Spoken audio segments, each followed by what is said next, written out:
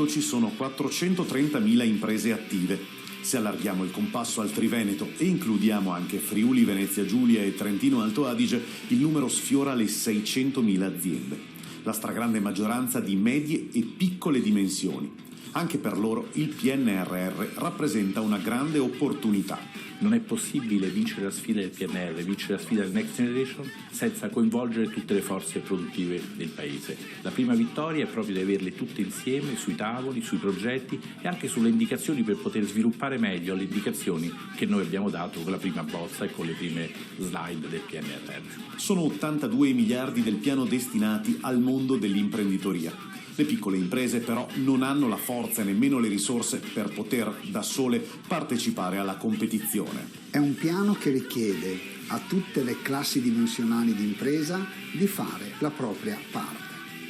Le imprese grandi, quelle che occupano una posizione centrale nelle filiere più o meno globali del valore, sono quelle chiamate a esplicitare una progettualità alta di medio-lungo termine, capaci di generare cambiamenti irreversibili, e a loro si chiede anche la responsabilità o, se vogliamo, la disponibilità a coinvolgere tutto il sistema delle imprese medie o più piccole affinché anche loro possano partecipare, possano contribuire alla realizzazione di questi progetti. A svolgere un ruolo determinante dunque saranno le associazioni di categoria che hanno il compito di fare da trade union. Per centrare l'obiettivo gli strumenti ci sono, uno di questi è il contratto di rete.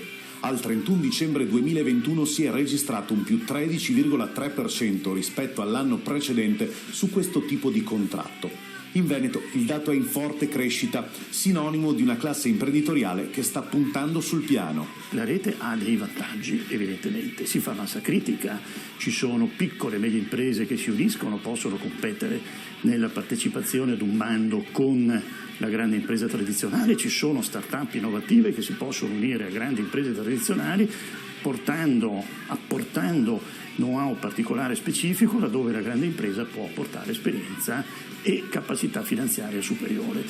C'è la possibilità di ridurre i costi, quindi anche i rischi, di aumentare la propria capacità di essere presenti sul mercato, di scambiarsi informazioni, come dicevo prima, a livello tecnologico e industriale, e c'è la possibilità anche di, evidentemente, perseguire con un'attività comune un fine comune come se fosse un'impresa.